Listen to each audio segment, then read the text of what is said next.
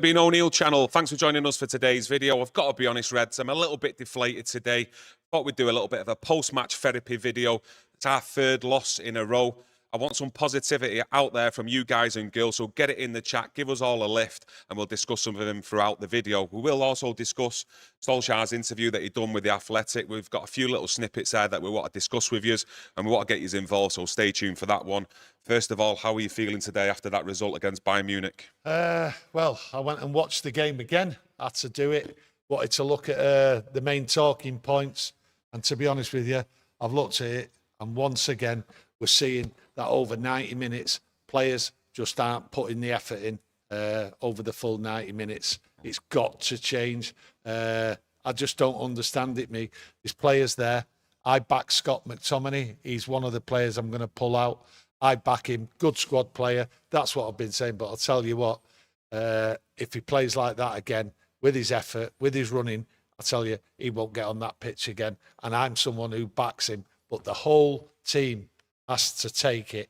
They just didn't work together. When I look at it, gone through it, the running back, the chasing, the giving the ball away, out of position, just not good enough. That second half really was a tactical shambles.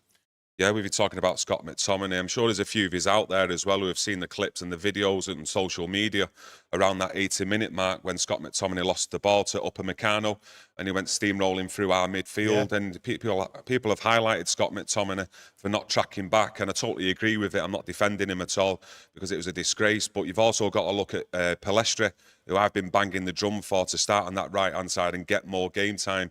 His head went down. His shoulders just went. He didn't even look up to jog back.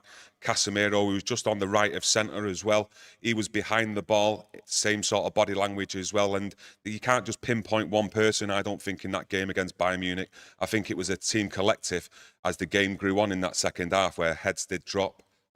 When you see that clip, it's absolutely shameful, really. Scott McTominay come on as sub and he just gave up straight away.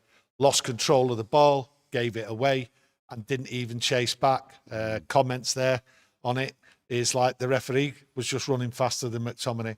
That is just not acceptable as a Man United player out on the pitch. He come on as sub, he was slipping. Don't know why he was slipping that much, losing control of the ball. First thing you do, you bust a gut to get back and retrieve that ball. He gave up from the very first start. I could not believe what I was watching. And then you look at Pellistri, the attitude from Pellistri there, that was poor attitude. Now, there might be an excuse, he'd run his course. That's what it might have been with Pellistri. But when you look at Casemiro, no wonder he scored 2 goals. I'm telling you, no wonder he scored 2 goals. He just stayed up there. Yeah. He wasn't interested in getting back. He wasn't interested in defending. I just couldn't believe when I seen that clip. McTominay's up there. But why isn't Casemiro at the back, letting McTominay have a free rein? What's he doing up there? It was 3-1. Like I say, no wonder he scored the 2 goals. He wasn't interested. He was playing his own game. The actual team, when I look at it, just completely went. And that Casemiro summed it up, really. I've made excuses. I've looked at his game. I've made people really the scapegoat for his frailties. And at the end of the day, doing what he's doing there. You expect more discipline from your leaders like that in your team. You expect a lot more discipline. Yeah, I do expect more discipline. And to be honest with you, the excuses are running out now for these players. Eric Ten Hag's going to look at it. They've got to stop conceding goals. Some of these defenders now have decided to start playing football with their arms behind the back. Right? That is baffling because you've just got no momentum, you've no movement, no nothing. You're just leaving yourself open. I don't know why they've suddenly developed this mentality again of putting their arms around the back. Do you mean when, like with defending crosses, etc., putting the arms behind the back, the defenders or whoever's defending it? Just when people have got... I looked at it there, and time again, players were getting in our area, and our players were sort of stood there looking at them with their arms around the back. You've no movement. You can't...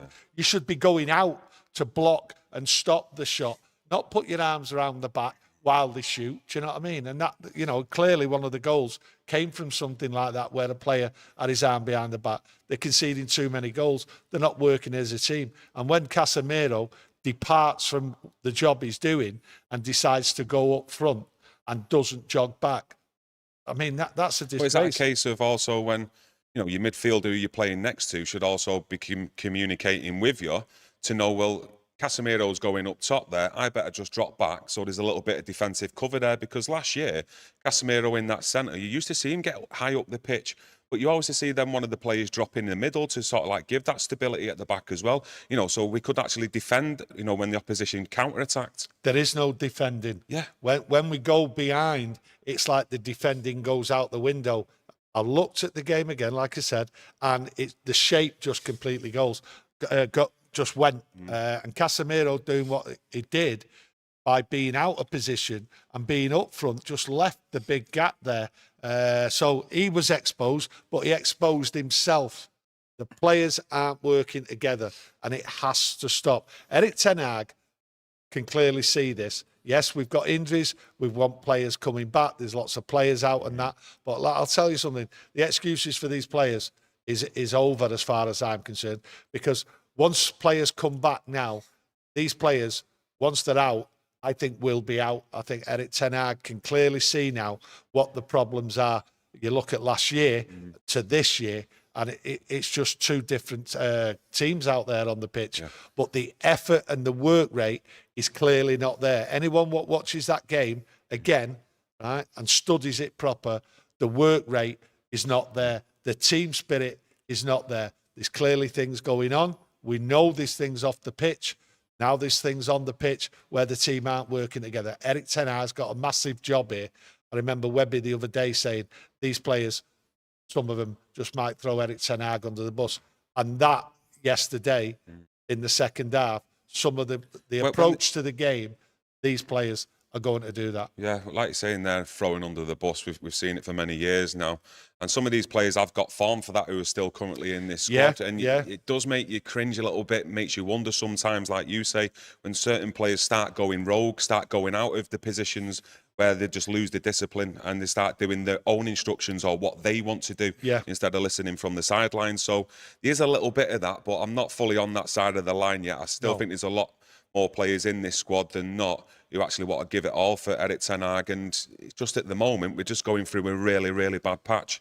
And hopefully we get some of these players back from injury soon and we can start integrating some of them back into the squad. Yeah, it's a bad patch. The starting 11. Yeah, it's a bad patch, a really bad patch, but it's a bad patch in every department. I said the other day that I'm looking forward to round about the Christmas where Erik ten Hag can turn it around. So there's still chaos there. I think there's still some more to come. I think it's hard work what's needed here now. But people, these players can't hide anymore. People are looking at it. Yous out there are looking at it. Ten Hag's going to be looking at it. The work rate and the effort is not there. And they have to give it for 90 minutes. And they clearly didn't do it. Bayern Munich last night, that's not the best Bayern Munich I've seen. No, definitely not. Right? That team has got no chance of winning the Champions League. They're nowhere near good enough. They're not the Bayern Munich of old. I think they'll get a little bit stronger. But last night, they were way too strong. They sat there. They looked at United. United gave them the first 2 goals. And then they came out in the second half. And then we just realised, let's just go and play these off the park. And that's exactly what they did. United lost control. Erik ten Hag has to get control of what goes on that pitch because they're not listening to instructions. We've got a game coming up against Burnley. That is a must-win. Not a draw, not coming away with a draw or anything like that. We've been beat now, well beat in the last 3 games. It has to change. And these players, we need to see it. We need to see the effort. I don't mind getting beat. I don't mind getting beat if my players are out on the pitch giving the effort. But that clip where you see Scott McTominay, Palestre and Casemiro just do nothing, no work rate, no busting a gut or anything, that is not acceptable for any of us. And like I say, I'm a big admirer of Scott McTominay. I think he's a great squad player. But he came on last night and he is the one player, right, what really should have busted a gut. Well, that's what everyone talks about with Scott McTominay. You know, when they are praising Scott McTominay, a lot of people are always like, it's what he gives to the team in his energy, his work rate, his tackling, always busts a gut. And with what we've seen of him up to now this season, He's not even doing that. So what's going on there with him? Well, his mindset is clearly not on football. To me, some people would say he's not bothered. Do you think he wanted to move this summer? Do you think he wanted out of Manchester United in the summer? I don't know. Obviously, there was talks about a move this summer going out. Don't know whether it was him wishing to go out or him staying, the club trying to move him on. I don't know. But whatever has gone on there, right, it is clearly destabilised Scott McTominay, and his head is not on football. But that's not an excuse. The excuses have run out. He should have been on that pitch there. He'd come on as sub, grab your chance and do it. We've seen players time and time again, especially last year, who were given chances to go out on that pitch, bust a gut, and they never did it. There's not many players really what have grabbed the chance when coming on to remove someone off that pitch by work rate, effort and skill. They've not done it, and that is poor. Well, I would say, if you look back at the Brighton game and you say no one's putting a performance to remove a player in front of them. Not many. I totally agree with that part, but I would look to Hannibal against Brighton. He come on, put everything into the game, scored a worlder, and he done a lot more in that game than Scott McTominay. And I think if I'm right, the stats show in that Brighton game that McTominay only had 22 touches of the ball. And for me, you could look at Bayern Munich. It's away, massive tie. Would have Palestri and Hannibal really have suited it to having two youngsters in the team that night? I'm not too sure, but for me, Hannibal, he's got to be pushing more to get into this team over Scott McTominay now. I think when you look at the work rate and everything, what went on with a lot of players, Hannibal has to start now. Players have to be removed. And when they get removed, any player what gets removed, we look at Scott McTominay, we look at Eriksen. These are the players, right, clearly highlighted that the work rate was poor. Casemiro is now in danger. Hannibal is a clear one to come in. No two ways about it. We need an injection of youth, enthusiasm and pace. And Hannibal's got that all. The thing is, Erik ten Hag, he's made his stance on Jadon Sancho straight after the Arsenal game in the quotes that he come out with, which we all know about him. So when's he actually going to make a stance with players who are actually turning up on the pitch in a game who are not putting the effort in? I think he has to do it this weekend. I think then again against Crystal Palace, the 2 home games we've got against them, he has to do it now. There is no point going out there asking these players and relying on them because they're letting him down. They're letting us all down. They are not prepared. Some of these players, there's a handful of players out there who are not busting a gut. And now Erik ten Hag has to say, right, that's enough. You're not throwing me under the bus. I'm going to make changes. And we'll accept the changes because we'll accept the effort. If you watch 11 players on the pitch, put the effort in, they might not be excellent, they might not be the greatest players in the world, but the effort, that helps when you put the effort in. And it actually helps the skillful players because they see the work rate going on around them and then they move it up a notch. So he has to change it and the start has to come against Burnley. Hannibal has to come in. Everything about him is there. What's not there with some of them players. And now they're exposed. That's the thing. They're exposed. I look, and I say it again, I'm no shame in saying it again. I've backed Scott McTominay. I think he's a good player and all that. But that exposed him last night. And he was one of several players, right, who did not work. And that you cannot do. You have to put it in. The thing is, let's have it right as well. It's not as though it's one of the best midfields in the world that we come up against last night. No. In Kimmich and Goretzka in the middle. It's not one of the best. Let's have it right. No. At times, as they grew on into the game, they just completely outplayed us, steamrolled our midfield. But a lot of comments that I noticed last night on the match reaction was going towards Marcus Rashford. And a lot of people were saying words such as lazy, not tracking back, doesn't put it in, disinterested. What's your thoughts on not just last night's performance, but his start to the season? Well, many people who have watched this channel will know that I, at times, have had a downer on Rashford. I don't trust him. I didn't trust him in the transfer market. I thought he was looking for a way out. He doesn't track back. I've said it many times. People have seen it there. He looks disinterested. That does not help his cause. This is an athlete, proper athlete, someone who's supposed to be able to sprint. I'm not seeing it. I'm not seeing it sprint back. When he did sprint back, it was only because of an afterthought and then he never actually caught up with the player because he realised if he didn't chase back, he would look bad. Well, he looked bad because he never started chasing him. That's the thing about Marcus Rashford at the moment. He's not helping himself and he's not helping the team. And that's no excuses if he gets hooked and gets took off. And that's one of the disappointments a lot of fans out there, because these games he's not done it. He's not put the 90 minutes in. He's not trapped back. He's not helped the team. And that seems to be a constant theme right through what we're watching. People aren't helping each other out as a team, and we're not playing as a team. And Marcus Rashford, he's up there and he's not doing it for everyone. What I noticed especially about the Bayern Munich game, though, with Rashford and Reguilon as well, it seemed like in the first 20, 25 minutes, we were getting some joy down our left-hand side, especially against their right-back. What was his name again? Lerma or something. He looked shaky at times, and I'm surprised we didn't spread the ball more over to our left-hand side to attack their full-back. Because for me, I think we'd have got a lot more joy in scoring opportunities if we'd have done that. But is that something down to Rashford himself, not, demanding the ball from these players when he's on that left-hand side in space?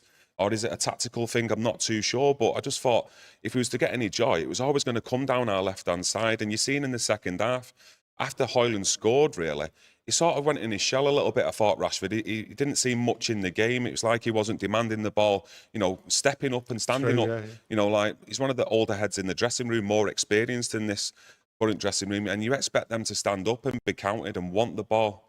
I've said it, a lot of other people have said it over a long period of time with Marcus Rashford.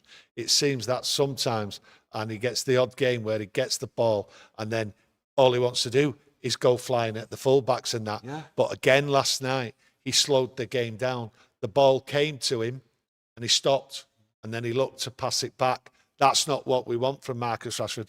But there seems to be too much of that and not enough of when we see Marcus Rashford in full flow. He doesn't seem to be doing that on a regular basis. And when he doesn't do that, everything else is highlighted about him not coming back. If he's just finished a sprint into the area, running with the ball, taking people on, I can understand him not able to get back. But when he stood on the edge of the area, watching the game go by and then not chasing, that's wrong. And that's why it gets highlighted about Rashford. And he has to change. And Ten Hag has to look at him proper and say, this is what I'm demanding of you. There is standards at this club, standards on the pitch, what you must do. I seen a quote earlier on about a kid going on about in the 80s, there were standards, they weren't the greatest of players, but they put the effort in and everyone appreciated that. We don't appreciate what's going on with some of these players at the moment, but it will change, and that's what you have to look forward to. Things will change, and hopefully quicker the better. Don't get me wrong, when he's on form, for me, Marcus Rashford is our biggest threat when we're on the counter-attack. So do you think, just a question to you, do you think Erik Ten Hag, isn't too angry, too mad about Rashford not really tracking back into his own half, and he sees him more as an out ball, a focal point? So when we do turn over the ball and we get possession back, we can get it out quickly to Rashford, who's in an attacking position already. I think what you have to look at with Rashford, the way United set up, and I did say it last night, they set up at the start of the game like they did at Arsenal with one man up there, two wingers helping back. He looks comfortable in that position, but early on, United seen that they could go at Bayern Munich down that wing with Reguilon, Rashford there, working together, one or two other players, and there seemed like a bit of energy and a bit of hope, and it looked like United were in the game, playing well, and opportunities are going to come. But obviously when they scored the goal, things changed, and then Rashford changed. Rashford then stopped doing the work, and then a lot of other players weren't communicating. But once that communication and once that work rate stops, Rashford stops and he doesn't seem to get the energy back again. I didn't see the energy at all in the second half when we needed it. We got the goal. I thought, here we go. Everyone's going to be full of it. And then the same mistakes happen again. But hey, Rashford has to, but he's not the only one. I didn't mention him last night because there was other things to mention. Look at it today. There's probably other players out there. We're just highlighting some of the things what are going wrong. And the main things what's going wrong, they are not working as a team. They are not busting their gut. And that's the main thing about this team, and that is not acceptable. No, I totally agree. We've obviously seen a drop-off in quality due to injuries, especially to the back Yeah. four and centre midfield. But I'm going to read a stat out for you because, like you say, for me, it's a mentality thing with some of these players and not busting the gut and tracking players. United have conceded 8 of their last 14 goals this season within 5 minutes of a kickoff, be that at the kickoff or at half-time, a goal or an opposing scoring. The opposition scoring, sorry. Well, so within 5 minutes of the kickoff and half-time, they've conceded 8 of the 14 goals. Well, that's a mentality issue, surely. Yeah, it's a mentality, and I don't understand that at all. When you come out, you should be ready, all geared up, all fighting, and what it is, that's a squad thing. The instructions should be fresh in your head of what's been said before the game or at half-time from the manager and coaching staff. They might be fresh, but it's a squad thing. They're not together. They are not together. When they're conceding early on, at the start or at the start of the second half, that's a squad thing. That's a group mentality. That's not working together, and highlighting that is a concern. They are not a team. You can see that on the highlights and watching the game last night on some of the things and some of the things we've talked about. They are not a squad together. You look at last year, yes, there were some poor performances away from home, but you could see at times, the majority of that season, they were a squad. They were all fighting together and everything. You do not see that now, right? That is a major problem. Eric Ten Hag must be able to see it. The coaching staff must be able to see it. And other players must be looking at other players. And now it's the blame game. Well, you can't carry on with the blame game. You've got to sort it out, and someone has to grab it by the scruff of the neck and just make changes. And the easiest way to make changes is take people out of that team and bring fresh faces in. Doesn't matter if they've not played, if they're young lads or anything like that. Give some of these players a shock. Take them out of the team. Put a young lad in. Just put somebody else in who's willing to perform for 90 minutes. That's all I ask. And some of these players, if they're not trying, and there's plenty of examples of that, then at the end of the day, as far as I'm concerned, you're not the future of Manchester United. And I think a lot of us out there can agree that a lot of players what are in this squad are not the future and will not be able to take us forward to challenge teams like City, even Liverpool, now Tottenham, Arsenal. They're not up for it at the moment because they are not a squad. They are not a team. And that's down to a lot of things. Too many things to go on. I'll be here all day. Yeah, we probably would. But yeah, just staying on to last night's game. Obviously, a big turning point in the game was that mistake from Andre Onana. I want to get your thoughts on it. I'm going to read a little snippet out of as well what he said after the game. He says, "We didn't win because of me. We started well, but after my mistake, we lost control. I'm the one who let the team down. I owe it to the fans to improve. This was my worst game. I have a lot to improve on because, to be honest with you, my start to the MUFC life is not so good." Well, it's not his fault we lost the game. Bad mistake. He knows that. Put his hands up. Great to see. But at the end of the day, we lost control, he said. He didn't lose control because I thought he had an excellent second half. I thought his positioning, saving, coming out for crosses, corners was excellent. I don't really think he put a foot wrong in that second half. When he says we lost control, that's the players in front of him who lost control. They're the ones what their heads went down. They're the ones what didn't put the effort in. He stood tall. He tried to make amends for it, but in front of him, they lost control and they let him down. He let them down, and he made remedies for it. The players out there just didn't have the fight to come back. To me, they just looked as though, oh, we're a goal down. Oh, we're 2 goals down. This is Bayern Munich. We're playing away. I haven't got the fight for it. And a lot of that second half, and a lot of it, when you look at the players, a lot of it is correct that they didn't have the fight. And when you look at Casemiro, who just disappeared from where he was supposed to be playing, what kind of team's that? You're supposed to play together, stick together, work it out, manage the game, get back into it.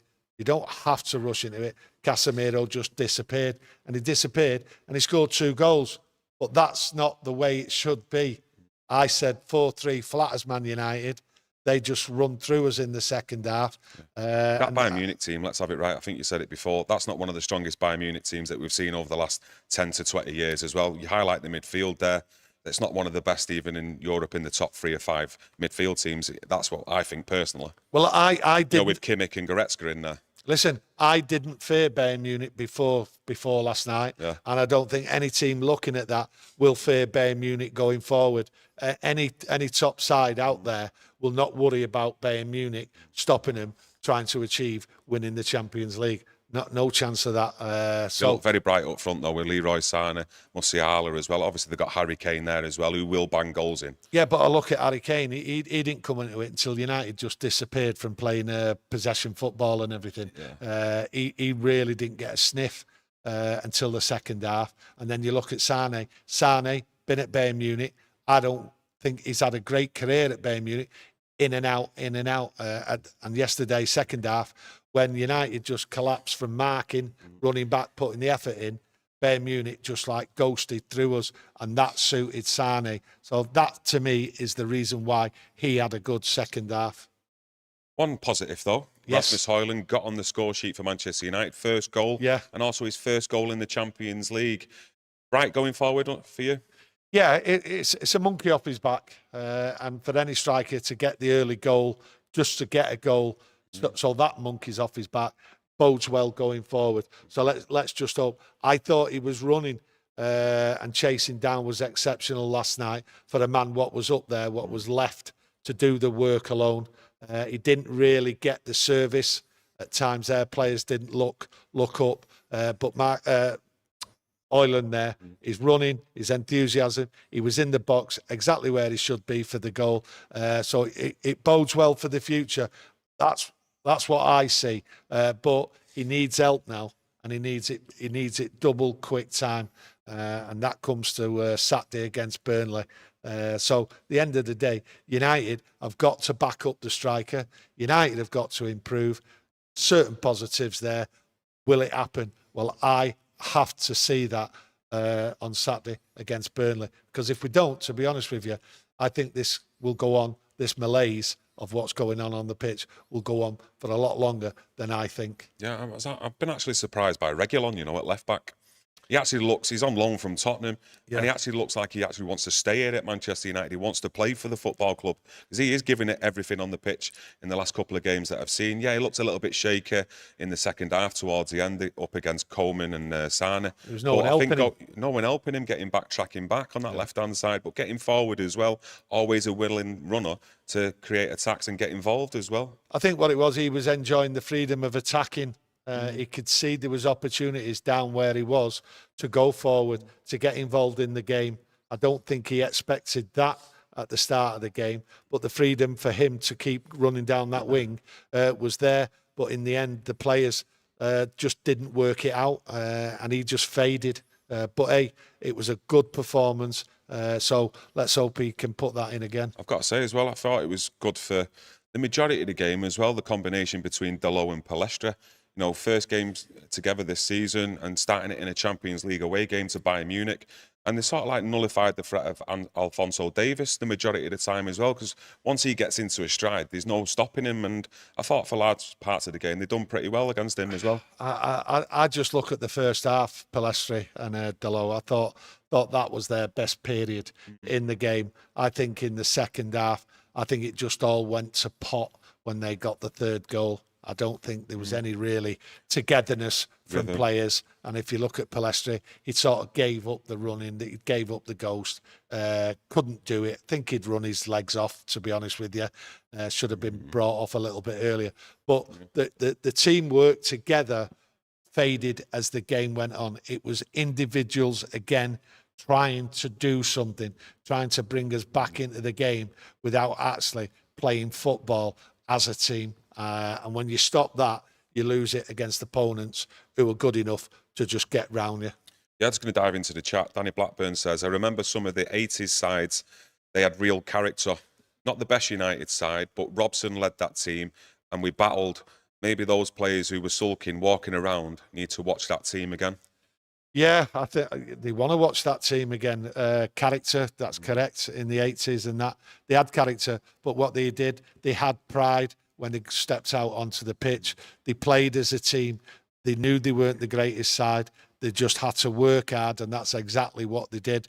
And that, unfortunately, has been going on here at Manchester United at times, where players just aren't working hard, and that it's just to me it seems a recurring theme has happened, and the reason why it's happened is many reasons, and to me they're all excuses. They're all excuses now, and I can't have excuses anymore because I actually watched players not run, not chase back. It's a game of football, highly paid athletes, not acceptable.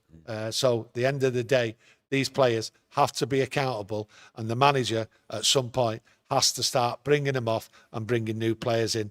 And because if he doesn't change it and doesn't change the mentality quick enough, right, he will be under severe pressure.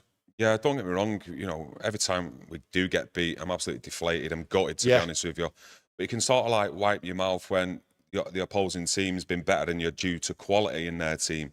But when you see your team not putting in the hard yards, tracking back, and actually having that discipline, you know, that is the real sickener for me, that there's still some players there in this squad that need pushing out the door. But I want to get off that now. I want to go on to something else. Yeah. And that's Solskjaer with his interview that he gave with The Athletic. I know there's a couple of things you want to discuss as well, and hopefully you get involved in the chat with it as well. Yeah, it just seems to be, when I listened to it, read it, I thought to myself, he's going on about he couldn't buy Haaland, Bellingham, Caicedo, other players because of the budget.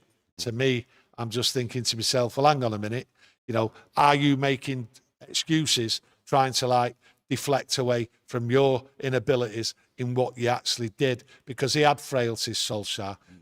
So I think he's just putting a PR spin on this, because if you look at some of the players he went and bought, Donny van der Beek, for instance, he went and bought Ahmad. They've not been used under the Solskjaer time. And then you also look at the time he spent and the money he spent on Sancho. When he says he wanted Haaland and there wasn't the money, well, he chased Sancho for a long time and spent big money. So to me, there's a few things in there, and I thought to myself, really, he's just giving a free roll, whitewashing certain things what had gone on, and he wasn't challenged enough, I thought, in the interview, and he should have been, especially on Sancho, because he turned around and said, Sancho says his best position is left wing. Well, he spent all that time, all that money on a player when he actually wasn't our priority, and to go and buy somebody who prefers to play left wing when we already had Marcus Rashford there baffles me. We needed a right winger at the time. Yeah, a right winger. Now, I remember many people out there, yeah, it's good on the right, is this, is that, and I didn't really know that much about him, to be honest with you. And I'm thinking, well, I don't know where this player plays. Now, Solskjaer's turning around saying he's better out on the left. Well, do you know what I mean? I don't understand it. Well, he actually said Sancho himself prefers playing on the left-hand side. Yeah, but he should have known that when he signed him. All the due diligence that they should have done behind the background on the player, the mentality, what they do in games as well, obviously. Yeah, well, he obviously doesn't enjoy playing on the right. So at the end of the day, why wasn't this seen? Why? I'll never ever understand the time it took to sign him and the amount of money. And when he's coming around saying there wasn't the budget inside there, right? I'm baffled by it, because he mentions Caicedo, and Caicedo would have been peanuts. And when you talk about Haaland, you know, it's loose change compared to what's being spent out there, 20, 30 million pounds. Bellingham might be a different thing. I think he didn't want to come to United. I think he was earmarked to go there anyway. And then what's name? Rice. He mentioned Rice, you know, and we did mention it at the time a couple of years ago that we should go for him. He's available, 50, 60 million pounds, and this should have gone out there and got him. But he talks about the budget, the money's not there because of COVID and things like that. Well, the same thing's happening now. The money's not there. The manager's not being backed, but he never got backed. It's as though he wasn't in charge. It's as though his conversation, what he's having yesterday, it's like the money men are in charge. Well, that seems to be the same thing here again. I just hope it's not, because Erik ten Hag, if that's the case, is in big trouble. Mentioned it the other day that there's people behind there, right, who have got sour faces here because of agents and things like that, not being able to go and pick their players, and the story coming out about people inside the club aren't happy with Ten Hag and his agent and things like that. So that seems to be coming again. Yeah, I'm just going to get onto the bit about the captaincy, what he mentioned, Solskjaer, when he was asked about it. And he said some United players weren't as good as their own perception of themselves. I won't name names, but I was very disappointed when a couple turned down the chance to be captain at Manchester United. I was also disappointed when others said they wouldn't play or train because they wanted to force their way out. Now, for me, if it was a reporter, I'm not criticising whoever done this interview with him, but I would have pushed on names, surely. Well, what's the point of him coming out talking, mentioning the captaincy? We all now know, according to Ole, that 2 other players, right, were asked for the captaincy. So what's he saying? Maguire got the captaincy by default. Yeah. He should be naming names. Do you think he's because, not? Well, he's threw Maguire under the bus. He has thrown Maguire under the bus because what he's saying, the way I'm reading it, tell me if I'm wrong, Maguire got the captaincy, right, because other players didn't want it, and Maguire got it because it was... what did I just... He got it by default. Listen. That must be bad for Harry Maguire to hear that. And he's saying he doesn't want to name names. Well, what's the point of the interview when you're throwing a player under the bus and you're trying to use excuses that you're not naming players? You've just thrown Harry Maguire under the bus. What I will say straight away is fair play to Harry Maguire then for taking the captaincy when there was 2 players in front of you who didn't have the balls to take the captaincy for Manchester United. I think it's everyone's dream out there who's a United fan to walk on that pitch just for 5 minutes. Never mind being asked to be captain of Manchester United. You'd snatch their hand off him. Now, for me personally, when I'm looking in between the lines of that interview, I still think them 2 players are still currently in this Manchester United squad, and that's why he's not naming them. Well, it would have been nice to hear Solskjaer turn round and say what he did with them 2 players, because clearly them players weren't up to the mindset, right, of being a leader on the pitch, whether it's captaincy or what. They were just interested in how they looked and what they were doing. They weren't interested in the big picture, and the big picture is Manchester United. Right, getting Manchester United back to the top, fighting and everything. And these players didn't want that responsibility. Well, what type of mindset is that for a player what's been picked out as a possible captain and refuses it? He threw Maguire under the bus with that interview, and he let 2 players off. That's wrong. And there's quite a lot in that interview what's wrong. And like I say, he should have been pushed more. And what was poor about the interview, in my opinion, was the person who was interviewing him is a United fan. Well, as a United fan, there's a lot of things, a lot of questions you should be asking. He got a free ride in my way because he escaped proper scrutiny. Okay, was there anything more to add that you wanted to on that interview or anything else? No, because the interview for Solskjaer was out there. It was to cleanse his soul, and he wasn't really took to task, and he should have been. I was a backer of Ole, and as a United fan, there's a lot of things I wanted to hear. He shouldn't have been allowed to get away with sticking Maguire in and then not naming other players. He shouldn't have been allowed quite a lot, and he got away with it, and he tried to clean his slate.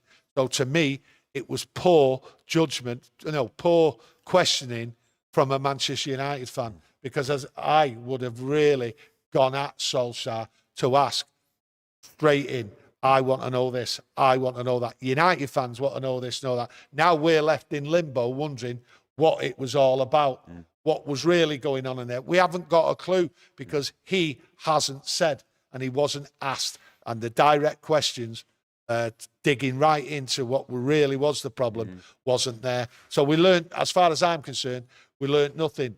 The owners, the people in charge are exactly the same as what's now, and the same is going on. So poor as far as I'm concerned. Yeah, some great comments there from you today. Let us know your thoughts and opinions on the chat in today's comments. I have been reading them as well. Sorry I've not read any more out. I have been looking at some of your conversations in there, especially about Brian Robson, Roy Keane, and yeah, they were the days at Manchester United. Yeah. Imagine if we had one of them in the midfield right now, things would be a lot better.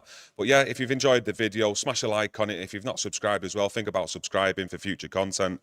And we will be back tomorrow. I think we'll do a match preview tomorrow. Match preview. Looking ahead between Burnley and Manchester United. So if you're available, get the notification on, and we'll see you all tomorrow. Thank you and enjoy the rest of your day. Thanks for joining us.